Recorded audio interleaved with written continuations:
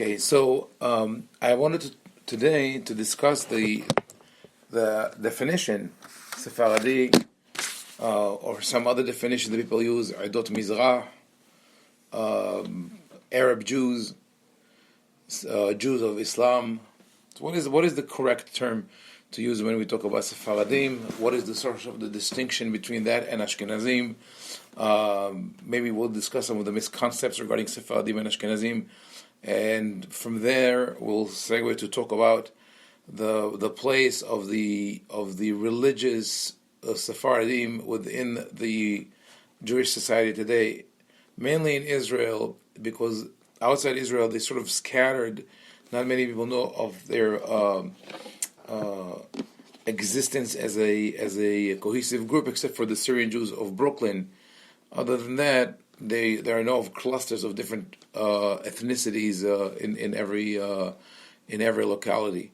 So I put together this is from Wikipedia, 4 or 5 entries, but even though it's Wikipedia, they sort of reflect what people think, even in academia. So I want to share the screen with you and look into that Sephardic identity.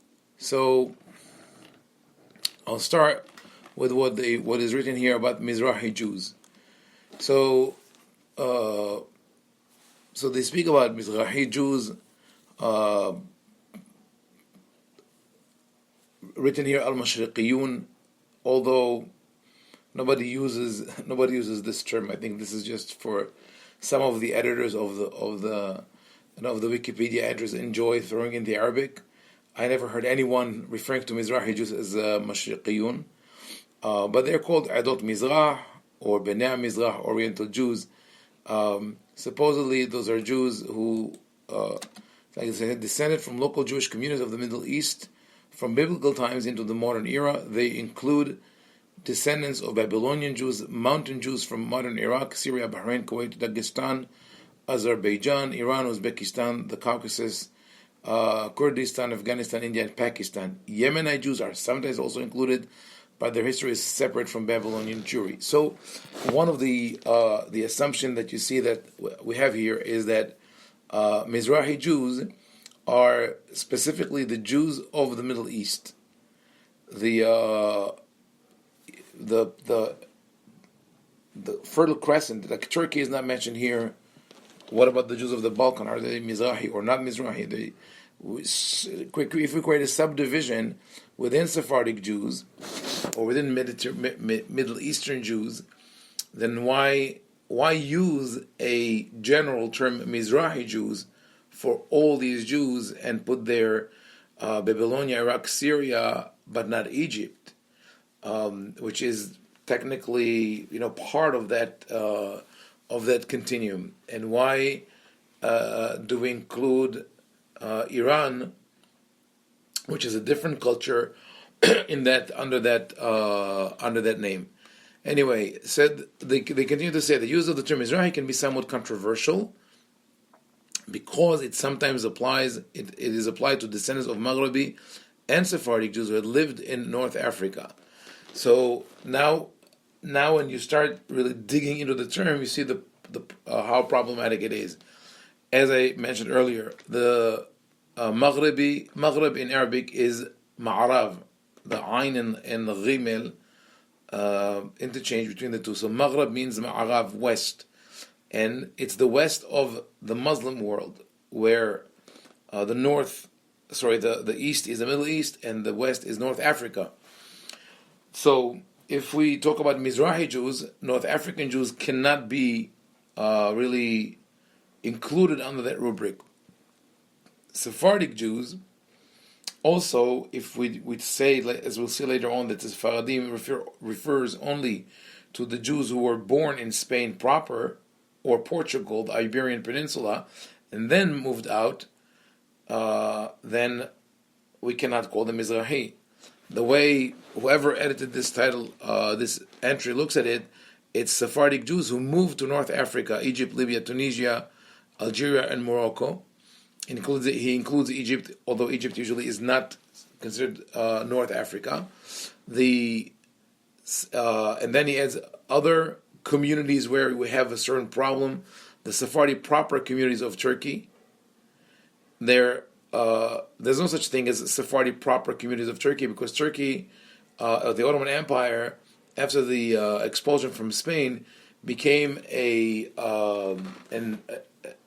immigration destination for Jews from the Iberian Peninsula, but they mixed within the communities that already existed there. They were called Romaniotti. A lot of them were Greek speakers, and many of these cities became cosmopolitan, like Salonika and others.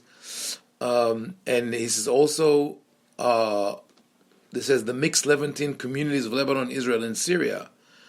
Again, this is a sort of a arbitrary choice to highlight those countries, because in each of these countries, Algeria, Morocco, Tunisia, Lebanon, Syria, there were Jews who came from Spain, Jews who lived there for generations and had the local Arab culture.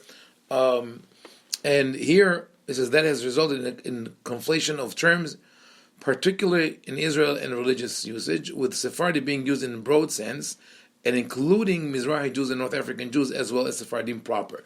The way the author of this article sees it, and the way a lot of people see it, is that the term Sephardi was very narrow, and it was expanded to include people who are not Sephardi, or not from Sepharad, from Spain, but rather people who are from North Africa or the Middle East. Then, from the point of view of the official Israel rabbinate, any rabbis of Mizrahi origin in Israel are under the jurisdiction of the Sephardic chief rabbi of Israel. Now, the interesting thing is that the Sephardic chief rabbi of Israel was never Sephardic with the purest sense of the word. If we cling to that definition of Sephardi as coming from Sepharad, the chief Sephardic rabbi of Israel, the current one, Rabbi Yitzhak Yosef, is of Iraqi origin. Before him, Rabbi Amar was Moroccan. Before him, Rabbi Bakshi Doron was Persian Iraqi, and then before that, Rabbi Mordechai Eliyahu, Iraqi, Rabbi Yosef Ovadia Yosef, who was Iraqi, Rabbi Yitzhak Nisim was Iraqi, Rabbi Ben Zion Uziel was born in Israel from a family which immigrated from Turkey, and that is the list of the chief rabbis of the state of Israel. Before that, there was a title, Rishon LeZion, and most of the Rishonim LeZion were people from the communities of the Balkans, some of them Sephardim, some of them natives of those communities. So to say that here we have an interesting phenomenon, sort of that this chief Sephardic rabbis include under the jurisdiction even non-Sephardic rabbis who are only Mizrahi, is really misinformed. In reality, when they speak about this term Mizrahi that is controversial or confusing, that is because that term cannot really be found in rabbinic literature before the establishment of the State of Israel, or maybe in the 1920s, 30s. This is when people start talking about the Jews of the Levant or the Jews of the Orient or Mizrahi Jews in a degrading way. That is part of, and we'll talk about it later, of the general view of the Middle East and North Africa as a backwater society, the Ottoman Empire as the sick man of the of Asia or of Europe or of the world, and that also agrees with the intention of some people within the Zionist movement to create a new Europe in Israel. Their idea was that in their mind, the Middle Eastern culture, the Arabic or Islamic culture was lagging behind, was primitive, and they're going to bring European culture into Israel and to eschew and completely reject everything that resembles anything of the local culture. There was even a debate within the community, the very, very small community of classic composers in Israel in the early 1920s and 30s, whether they should compose classical music in European style, or should they integrate some local motives in the way that in Europe at that time there was what is called the Sturm und Drang, uh, the storm or the nationalistic rise of composers like Bartok and the five great Russian composer, etc. So there was actually a cultural war over the character of the future state of Israel, and originally there was not really an intention there. This is documented to lure immigrants from Middle Eastern or Sephardic countries. So that term Yehudei Mizrahi Jews was born part because of that mentality of isolating those Jews who came from Arab countries and giving them a sort of a lower social status. That is not much different than what the Jews of Germany did to the Jews of Eastern Europe when they migrated before World War One, during that time World War One, World War Two, and they called them Ostjuden, Eastern Jews, in a as a term of rejection or insult. So we'll move from that term to another term that people use. Oh, I have to add one more thing. That term that politically was very loaded somehow crept into the religious world because of a very peculiar situation, and that is that up until the 1500s, there were very clear and distinct traditions of Nusa that belonged to the Sephardic Jews and the Ashkenazi Jews. Within most of the Sephardic communities, there were more or less an agreement of one Nusa of Tefillah, and among Ashkenazi communities, there was a different Nusa, with variations within both of those contingencies. But after the rise of Kabbalah, first with the promulgation of the book of the Zohar in the 1400s, and then the rise of the school of the Arizal in Tzfat in the 16th century, many Ashkenazi Jews, and then definitely under the influence of Hasidut, the Hasidic leaders adopted the Sephardic Siddur with some differences, and they called it Sefarad. I mean, for them it was Sephardi, and it didn't bother anyone because the Hasidic Jews lived in Eastern Europe and prayed with what they called Sephardic Siddur, and the Sephardic Jews lived anywhere else outside Western Europe or Eastern Europe and prayed with their Siddur, which was for them Sephardi. When they came to Israel, the publishers faced a problem. What do they do with the Siddur that is used by the Hasidic communities, but is not fit for the Sephardi communities? So instead of leaving the term Sephardi for the Sephardim proper and calling the Hasidic version Hasidic, they called the Hasidic version Sephardic, and they gave the Sephardic Siddur the name Eidot HaMizrah. So this is a totally artificial term that part was invented by the political system and part by the publishers. So there's another term that is, and that is, before Arab Jews, let's go to Sephardic Jews. See the problem there. Sephardi Jews, this is how most people define that, and it happened to me. I think I mentioned that in a dinner a week or two ago. I was sitting, of course, from a journalist who asked me. She writes about food and cooking traditions from all over the world, within the Jewish world, and she asked me about my origin, and I said that both my parents were born in Baghdad, even though my mother came to Israel when she was a baby. So she told me, so you're not really Sephardic.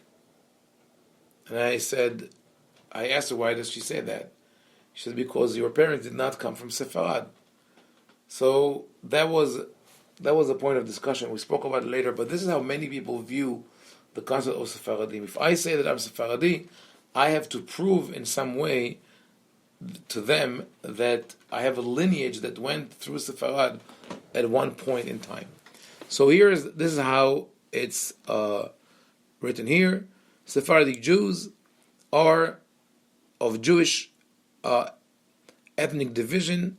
It's a Jewish ethnic division whose ethnogenesis and emergence as a distinct community of Jews coalesced around 1000 on the Iberian Peninsula. This is just ignorance, because Jews lived in Spain already at the with the Roman conquest of Eretz Israel. Jews basically traveled back and forth to any place where the Romans had a military post, and one of those places was Spain. Jews lived in Spain, and they were under the rule of the Ostrogoths, which controlled Spain, the barbaric German tribes that ruled Spain, and they suffered quite a lot under them, just like the other local inhabitants, even though they were Christians. It had nothing to do. It had to do with religion, but it was not all about religion. It was more about the attitude of the Ostrogoths, of those German chieftains who viewed themselves as elite and a nobility and would not mix with the local population. So they basically controlled them from above, didn't want to know what happens with them, and just collected taxes from them. When the Arabs invaded, when the Muslims invaded Spain in the 8th century, they analyzed the situation. They realized that the Jews are more educated and that they could be a better ally than the Christians, and therefore they appointed the Jews, the local Jews, to be their administrators and representatives. So already from the 7th, 8th century on, way before the turn of the millennium, the Jews had a very strong presence in Spain, and already in the 8th, 9th century we find literature, culture, flourishing of what is called the Golden Age of Spain starts at around that time. So that was a community that in part was there from a very early time, from the 2nd, 3rd century with the Roman presence, but others moved on an axis that included, especially after the Muslim invasion, included Morocco and Baghdad. If you look at the life of almost every important scholar in the Gaonic period, you will find a thread that connects them to Spain, Baghdad, and Morocco. Usually Fez, but also Kairouan and Qalat Hamad and other cities in North Africa. So that view of already that sees the Sephardim as people who were who coalesced or sort of like just got together in the Iberian Peninsula is misinformed. There were local Sephardi Jews who were there for hundreds of years, and there was a very active traffic between Iraq and Morocco and Spain. They established communities throughout Spain and Portugal, where they traditionally resided, evolving what would become their distinctive characteristics and diasporic identity, which they took with them in their exile from Iberia, beginning in the late 15th century, to North Africa, Anatolia, the Levant, Southeastern and Southern Europe, as well as the Americas and all other places of their exiled settlement, either alongside pre-existing co-religionists or alone as the first Jews in new frontiers. So let us analyze this phrase. They evolved what they become their distinctive characteristics and diasporic identity. So that is important. The Spanish Jewry does have unique characteristics, but they are an immediate continuation of the culture of the Gaonim of Bavel. The heads of the yeshivot in Babylonia, Sura, Ne'arde'a, Pumbedita, the rabbis that we mentioned before, Rav Natronai, Rav Amram, Rav Saadia, Rav Hai, Rav Sherira Gaon, all the great leaders of the yeshivot in Babylonia were immersed in the local culture. They spoke Arabic, they spoke Aramaic, they were knowledgeable in sciences. Most of them were philosophers and rationalists. They rejected fantastic interpretation of the Torah and Midrashim and Kabbalah. So they were very well planted in reality, and it's their tradition that they imparted to the Iberian Peninsula. Even when the local schools in Spain broke away from the central command in Babylonia, they still maintain that lineage of learning from them. And an example is the Rambam, Rabbeinu Moshe ben Maimon, was born in Cordoba, but he sees as his spiritual master, even though not immediate, Rabbi Yosef Alevi ibn Megas, who in turn was a disciple of Rabbi Yitzhak Al-Fasi from Morocco, who in turn was influenced by the teachings of the Gaonim of Babylonia. So you have a direct connection there. The Sephardic Jewry would not have been what it is, without the guidance and the ideology that it imbibed from the Gaonim of Babylonia. Also when we speak about their exile from Iberia, beginning in the late 15th century, another point of misinformation. My point is not to criticize that because it's Wikipedia, but just so people know, there was an exile, the famous exile in 1492. That is the major expulsion of Spanish Jews, and 6 years later from Portugal in 1498. But before that, in the late 1300s, there was an expulsion under the hands of the Inquisition. People moved from mainly from the Mallorcas, from Palma de Mallorca, Palma and Minorca, to Algeria. Basically, they crossed the sea and went to live in North Africa. Among them, Rav Yitzhak Bar Sheshat, Maharam al-Ashkar, famous scholars who brought with them the Sephardic tradition to North Africa. But not that it says here pre-existing core religionists or alone as the first Jews in new frontiers, there's a distinction. In those Jews who left Spain, when they went to North Africa, they sometimes came as completely newcomers, and sometimes as people who connect to communities who were there for years with familial connections to the Spanish Jews. As I said before, there was always movement between those centers. I'll give you an example that I think we mentioned before. In the literature of the Geniza, there are many references to the merchants of Radan, Radan or Radhan, Radhani, the Radhani merchants, and scholars assumed for many, many years that they were based in Europe, because it is mentioned in those writings that they visited Central Europe. They visited France and Germany, and they spoke many languages, 7 languages by average. And people assume that they were Ashkenazi Jews for some reason. And Professor Moshe Gil and others who work on the history of the Jews in the time of the Gonim and under Islam have shown that those merchants were based in Iraq, and they traveled the whole world: China, India, Spain, North Africa, France, Germany. Those were the people who connected the whole world, the whole Jewish world of the time.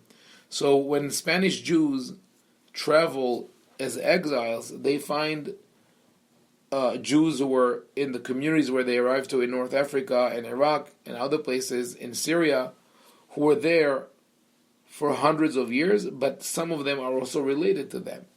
The New World, true. The New World was a goal that the Spanish exiles set their eyes on, and there is a lot of evidence that Columbus was of a Marrano origin, and his sponsors and some of his crew were also Marranos. They tried to find a place for Jews to live in without the fear of Inquisition. But the important thing is to say here is that the Spanish cult, the Sephardic culture, did not appear in a vacuum. It was closely connected to the Gaonic literature, and that's an extremely important thing that we have to talk about. The Millennium residence, as an open and organized Jewish community in Iberia, was brought to an end with the decree, 1482, the expulsion. Now, more broadly, the term Sephardic has today also come to refer to traditionally Eastern Jewish community of West Asia and beyond.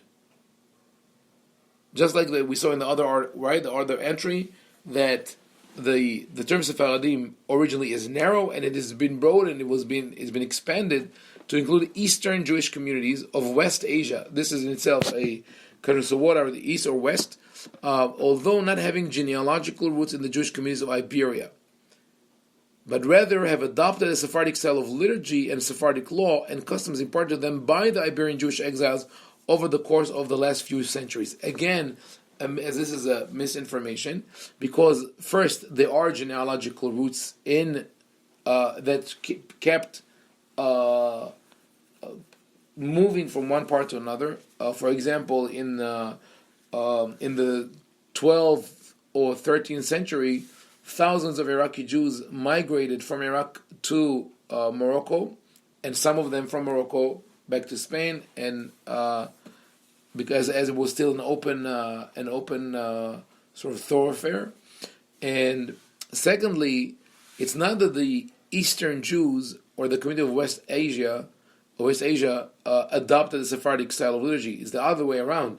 The Sephardic style of liturgy and law was a continuation of the Gaonic literature that was anyway spread over the Middle East. Rambam Maimonides was one that was widely accepted by all. He happened to be born in Cordoba, but he then moved to Morocco and then to Egypt. So what do you call him? Is he a Sephardic Jew? Is he a Moroccan Jew? Is he an Egyptian Jew? That is one base of law. Then the next book that impacted the diaspora was Shulchan Aruch, which was written by Rabbi Yosef Karo, who is from his family is from Castilla originally, but then he traveled through the Balkans and received tremendous influence from the rabbis of the communities in the Balkan who were there for hundreds of years, like in the community where it was in Nicopolis and in Adrianopolis. So to say that this is the term was expanded to include Mizrahi Jews, which is a later term, or that Mizrahi Jews follow the Sephardic liturgy is a problem. I'm going to go back to, because of this problem of how do you define the Jews, the Sephardic Jews? Are they Sephardic Jews, Mizrahi Jews? What do you do with the Yemenites? What do you do with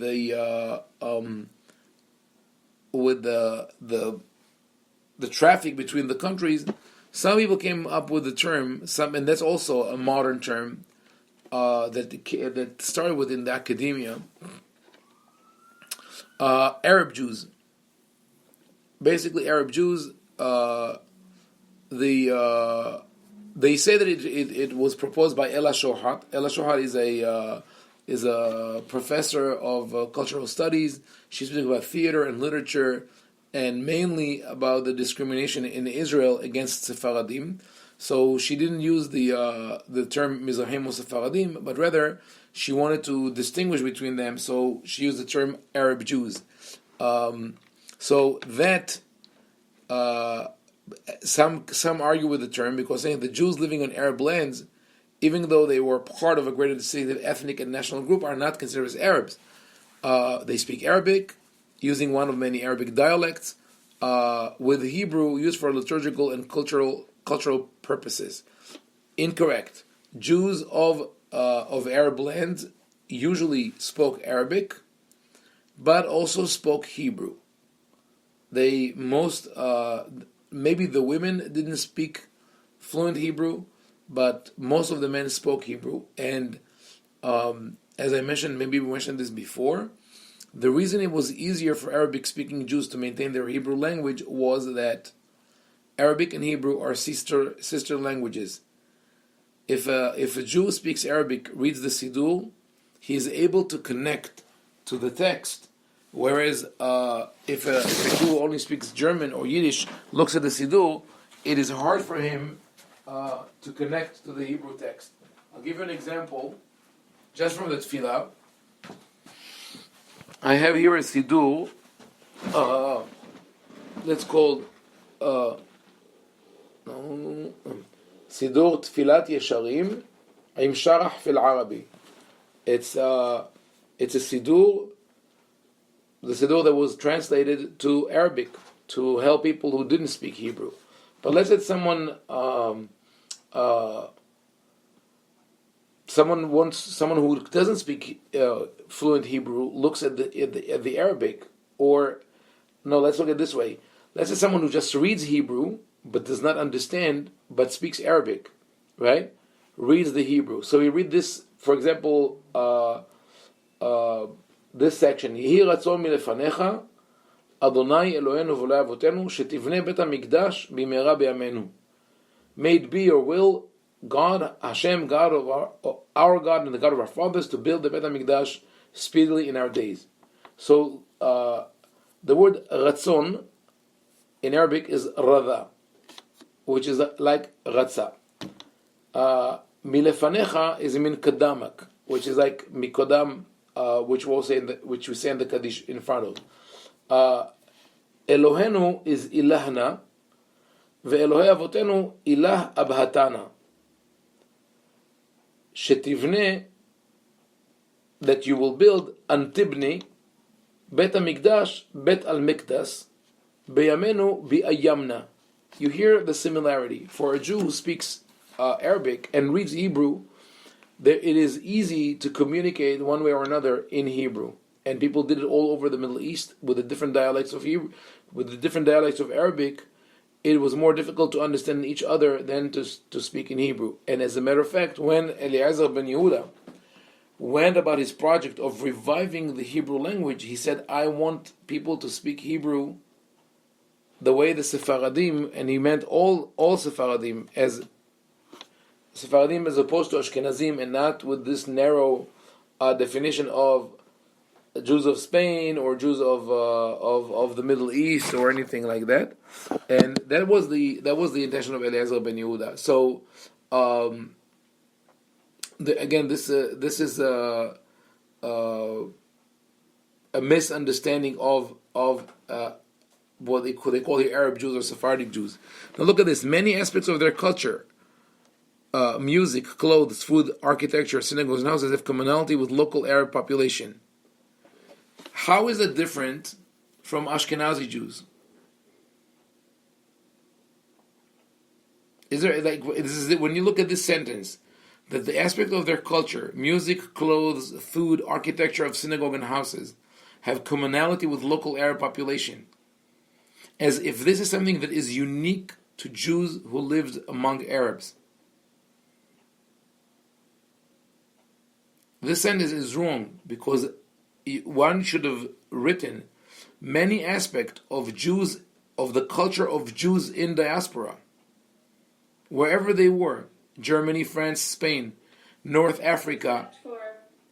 Except for that in Jews that lived under Christendom, they were, I think, from what I read, they were slower to adopt the minhagim, or the external characteristics of the cultures around them, because of the persecution and because of the problems between Jews and Christians that didn't exist between Jews and Muslims, and therefore Jews in Muslim lands felt more comfortable adopting those external, let's call them external features.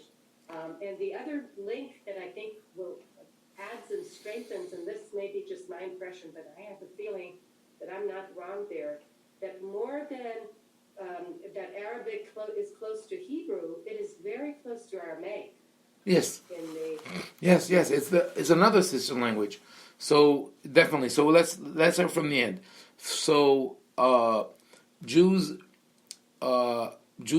read and study Aramaic, but they also speak Arabic. The difference between the two, because Jews in Germany and in France also use the rabbinic language and they look at the Aramaic. But the Aramaic is something confusing when you move to the Arabic, when you move to the Hebrew, even though there is similarity, because within our sources of Aramaic, there are at least 5 or 6 different dialects that people learn. So we have the Aramaic of the Yerushalmi Talmud, which is the Western dialect, the language of the Babylonian Talmud, which is the Eastern dialect, and then you have the language of the late Midrashim, which is sort of an artificial Aramaic, and the Zohar, which is a completely mixed up type of Aramaic that could confuse people. So it was still easier for Jews in the Middle East because of the combination of Aramaic, Hebrew, and Arabic to get the Hebrew. As to the question of adopting certain things, it seems that there was a cultural influence of Christianity on Jews. There's no way that you are going to live in a place for hundreds of years and not going to be influenced. The question is more whether that influence is conscious or subconscious, and whether sometimes that influence is displayed not in a direct connection, but in an aversion to the ideology or to the culture of the community around you. So we'll see the Jews were under heavy influence from the outside community in Christian land, but they try to avoid what they saw as external features. But there were certain things that crept in, more, I would say, the more negative elements. For example, I give a couple of examples. The extreme anxiety around menstrual impurity is a product of the German culture, and which in turn probably came from the Indo-Aryan culture. But in the Sephardic countries, you didn't have such concern about nida, impurity. Of course, a woman would go to the mikvah, but other than that, she was not considered alienated or that she had to be separated from others. In Germany, on the other hand, women during the menstrual period were not allowed to come into the synagogue. And because they didn't know when they have their period, they wouldn't let them come into the synagogue at all. They only made an allowance for them during the high holidays. They said, okay, it's not nice to have them standing outside the synagogue. Let them into the synagogue. And that is not a Jewish a Jewish concept. It has no Jewish origin. Another thing is something that it's worth reading. I don't know what is available in English. Elisheva Baumgarten wrote about the family life in medieval Germany, and she shows how many of the rites, I think I mentioned it when we spoke about the Brit Milah, many of the rituals around the Brit Milah were actually pagan rituals, or that made their way into Christianity and then into Judaism.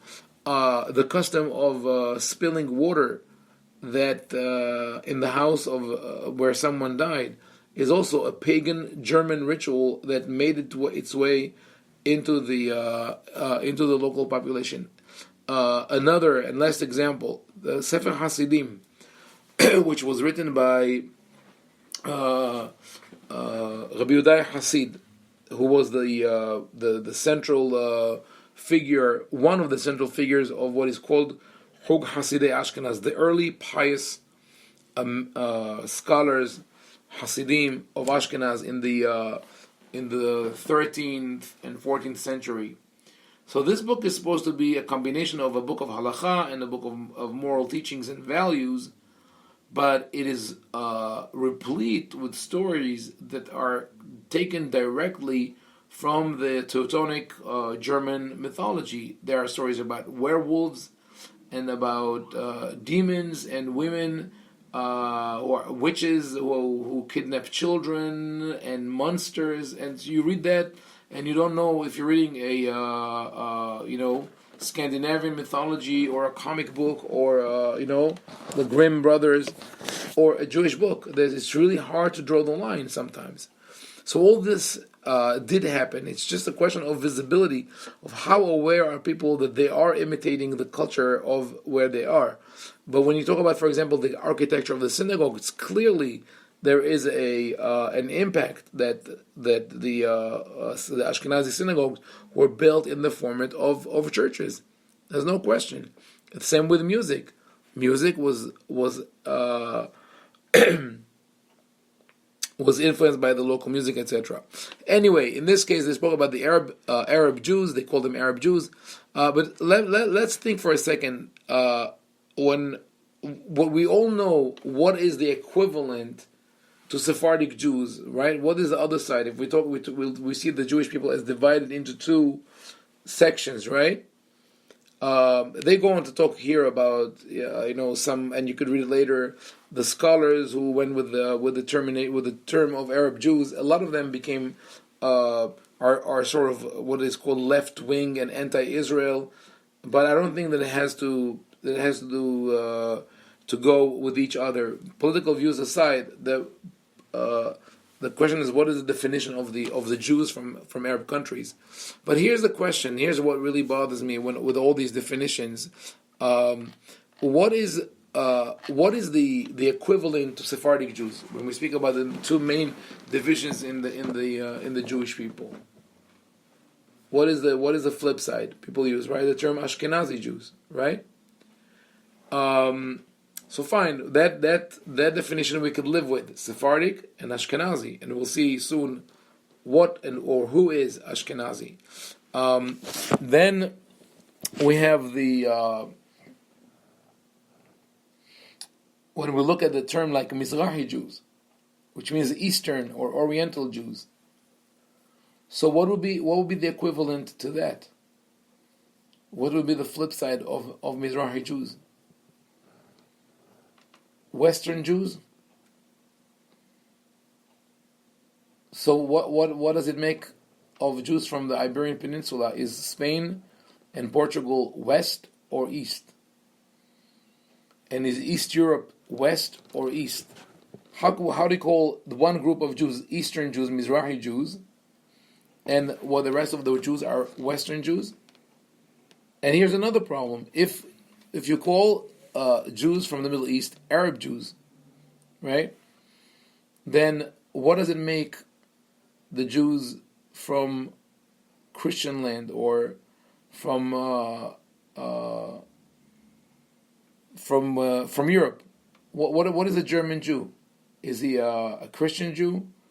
Is he a Teutonic Jew?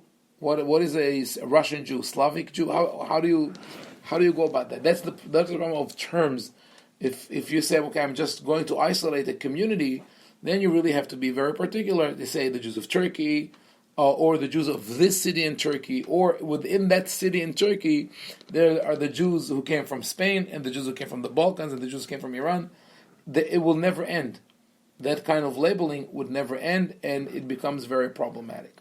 So this is where really I think we have a serious problem with the attempt to define. I'm very comfortable with the term Sephardim and Ashkenazim. I'll tell you why. Here, let's see how the entry in Wikipedia about Ashkenazi Jews, how is that written? Right? Ashkenazi Jews are a Jewish diaspora population who coalesced as a distinct community in the Holy Roman Empire around the end of the first millennium. What is the Holy Roman Empire? Where did this community coalesce? Where did it come from? Where did it come from? How did it coalesce? I told you how how the Jews of Sepharad coalesced. Sort of where did they come from? They lived there for hundreds of years since the Roman conquest, and more Jews joined after the Muslim conquest. They came from all over the Sephardic group, from Babylonia, from North Africa. The Jews of Ashkenaz, the Jews of Germany, were not natives. Though the Germany was not a place where Jewish communities traditionally lived until the ninth century, like the end of the first millennium, really. But the way they got there is that they were imported by the Bishop of Cologne, who wanted them to boost the economy in his city. So they came, and they were foreigners. They were aliens. They were not welcomed by most of the population. They looked different. They looked Mediterranean, and there were conflicts in the beginning. So the Jews who were imported to Germany came probably from the city of Bari in Italy. We know of the families of Kalonimus, which is a Greek name. Kalonimus means Kalonomus, good name, Shem Tov, and even though it's a Greek name, it was fitting for Jews who lived in Italy who spoke Latin and Greek. But then it was forgotten. The languages were forgotten in Germany. But ironically, the name Kalonimus remained as a name among Ashkenazi rabbis until the 20th century. There was a famous rabbi, Kalonimus Klemish Shapiro. So this is how a Greek name made it into that language. So this is Yiddish and Hebrew.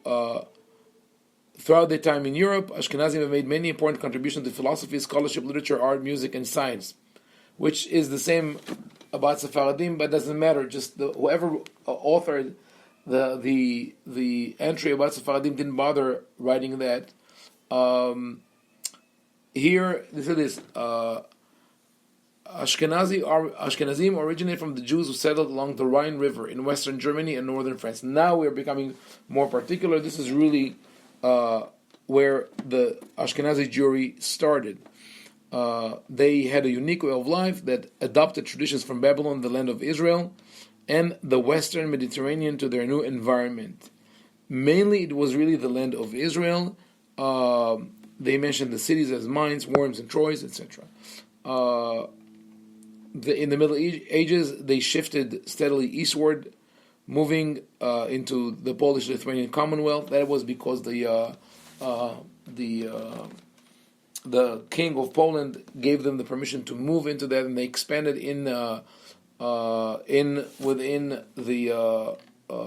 within Eastern Europe. Here to speak about genetic studies of Ashkenazim, showing that there's a significant proportion of Middle Eastern ancestry, obviously, because all Jews, except for the converts who joined them throughout the generations, but originally the Jews as an ethnic group the Jews are Mediterranean, a Mediterranean group. We are much closer to the Arabs genetically than to the people of Europe. So those are the terms as we know them. Now, going back to the question of Ashkenazi Jews, when someone tells me that I cannot call myself Sephardi because I did not come from Sepharad, I ask that person, where did you come from? Or who are you? And they say, I'm Ashkenazi. I said, where did you come from? Your parents, where did they come from? He said, from Russia. So I said, from Russia, you cannot call yourself Ashkenazi because Ashkenazi means from Germany. Literally, the word Ashkenaz means Germany. But for some reason, we're okay with expanding the term Ashkenazi to define all Jews with a certain lifestyle or a certain ideology that we identify with Ashkenazi Jewry, and not doing that with Sephardim. Why did this happen? We'll talk about it in the next session, and we'll take a break now.